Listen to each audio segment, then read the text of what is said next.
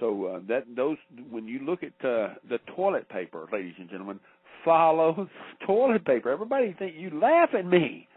I'm trying to tell you, follow the toilet paper. You can find a whole heck of a lot what's going on out there when you start following the toilet paper. Because people in America are living under bridges. They're starving. They're losing their homes and their jobs. And this guy's having a big party. And he isn't even an American citizen. He's an illegal alien. I mean, how low must we sink before we take back the government? Well, Mr. Chapman, I thought we were going to make a lot more progress 2 days ago. Now, granted, we did make some major changes out there in the House of Representatives and in the Senate, but personally, I feel that we didn't do anywhere close to what was needed to be done, and it actually proved to me that those that voted, even though that was the majority of people that's voted in 60 years, 61% of the voting age Americans did not vote, did not participate. That tells me that 61% of the voting population of America is upset and not participating in this fraudulent system. I got a question for you. Ask Mr. Chapman who he answers to. Myself, my family, my country, my God. No, I think he's asking. Ask Mr. Chapman who Obama answers to. Oh, he answers to the Illuminati, which controls the Council on Foreign Relations, the Trilateral Commission, the Bilderberger Group, the Royal Institute in London, the Group of 30, the Group of 300, and there's so many groups I can't name them all. All the foundations, all the think tanks, they're all controlled, funded, and operated by the people who control Mr. Obama, and before him, the other presidents. The only one they didn't control was Jack Kennedy, and he confronted them, and they murdered him.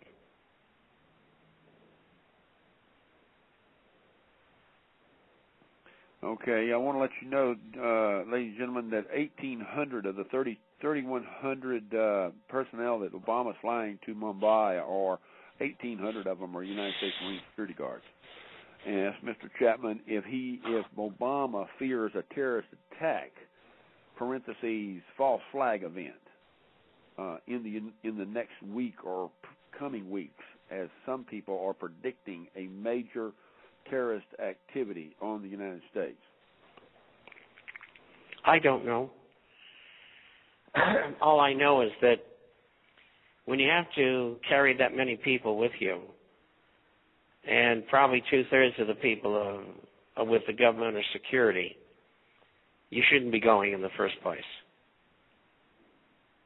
And so what he's up to, what the handlers are up to, I don't know, and I don't think anybody else does either.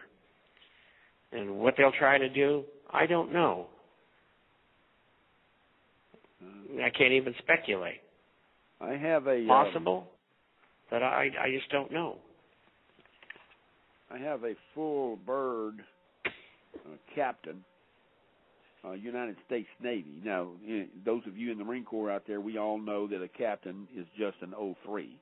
But we're talking about a full bird captain, which is a colonel, full bird colonel in the United States Marine Corps. We're talking about a captain of a vessel that is in the Indian Ocean, and he wrote back to his wife in Southern California, sent her an email, and he says, to my surprise, and to the surprise of all of us on board, we were taken aback when we were given orders yesterday to report to the shoreline of Mumbai to give Obama protection. What is this man afraid of? The most powerful man in the world, and he's afraid of his own shadow. It cost us $10,000 a day just to maneuver this vessel, and he's ordering us to Mumbai for 5 days. What is wrong with American people? Well, I don't know. They don't get it. And it's in all facets of life, not only politics. It's all these people behind the scenes you see on television all the time. They're all bought and paid for. The Henry Kissingers and Zbigniew Brzezinskis and George Soros and many, many, many more, spewing out lies one after the other. Something's going to happen somewhere along the way over the next couple of years, and this whole thing's going to blow up. What'll be the catalyst, I don't know. But always something comes along, and just be patient. Mr. Chapman from the Marine Corps chat room.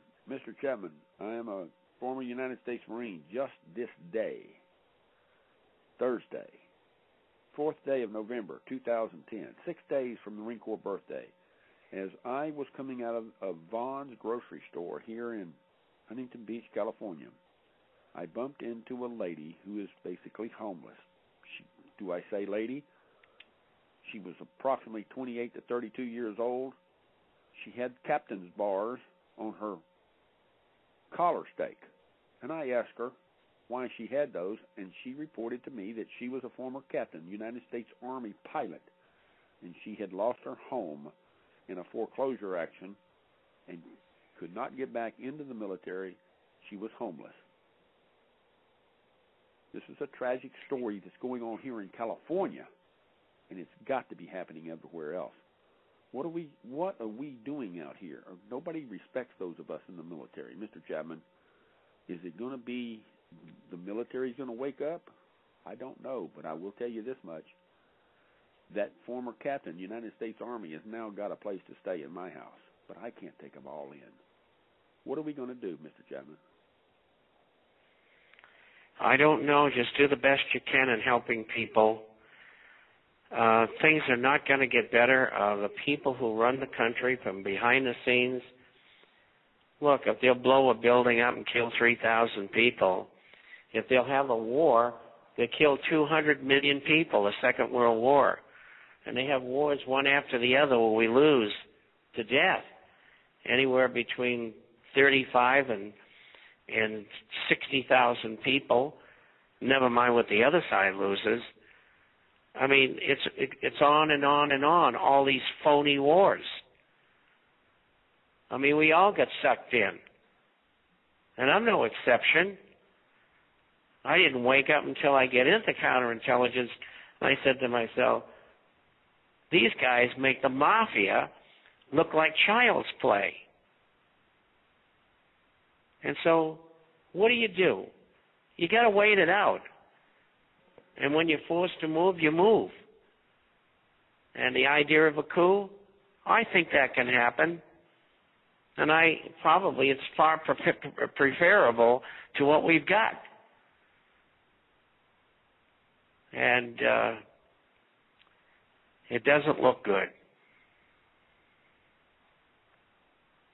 Betty in California comes in and she says, Mr. Chapman, on your website you have an article discussing secrets of an Iran-Contra insider, assuming a book.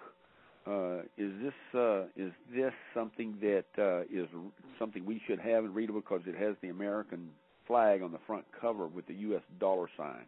Can you explain that? I don't know what that book is, but I can tell you a good one to read. It's about 20 years old, and it's about Iran-Contra. And it's called, I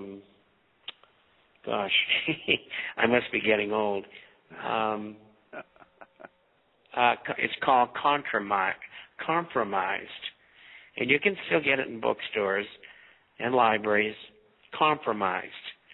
And it's all about the Iran-Contra affair and how, during that time,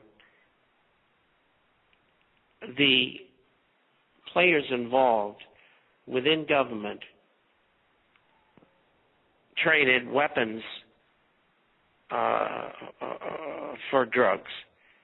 and it was a large drug trade. And it really was the beginning, and during the late 70s and early 80s, when the Russians were in Afghanistan, it was really the beginning of this phony terrorist movement supposedly run by Osama bin Laden, who in fact has been dead for many years.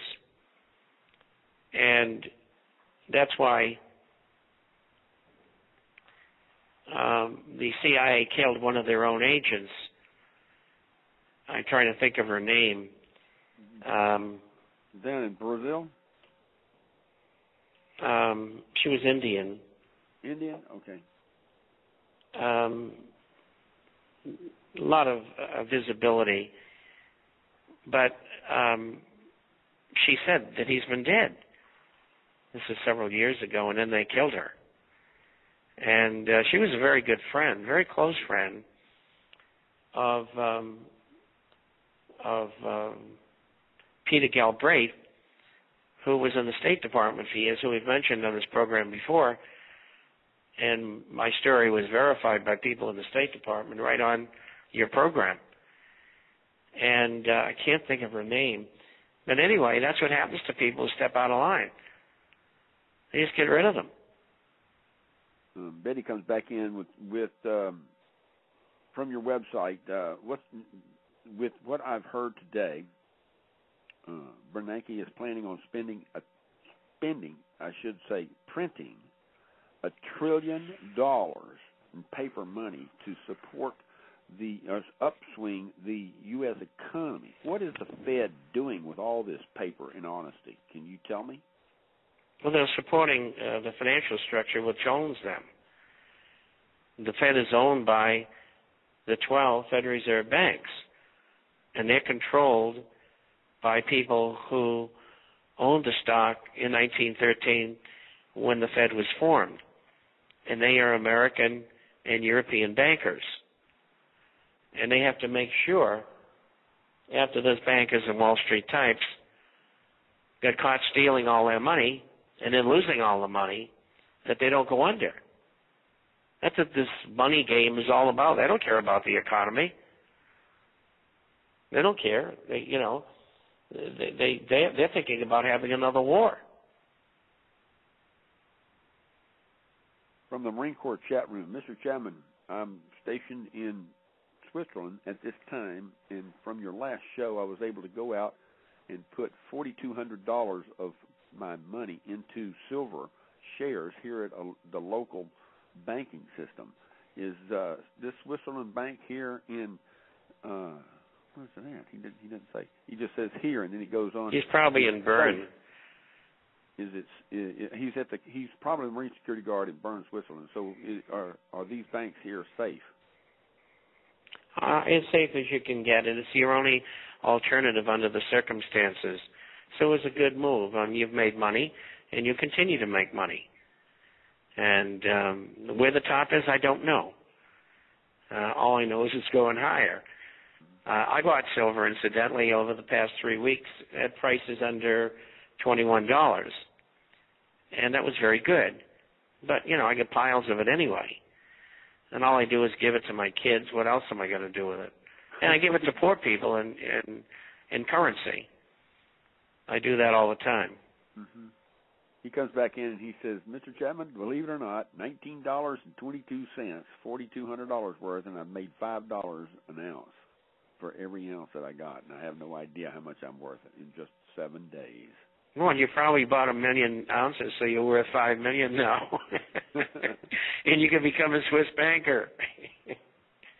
Unreal. Incidentally, I went to school in Geneva. I lived in Switzerland for 3 years, and I worked there as well. I had a permis de séjour, and I speak French and German both, so it fit. Did you play? But that was over 50 years ago. Yeah. The gunny comes in and he says, ask Mr. Chapman before he gets off, did he play golf in Switzerland in the snow?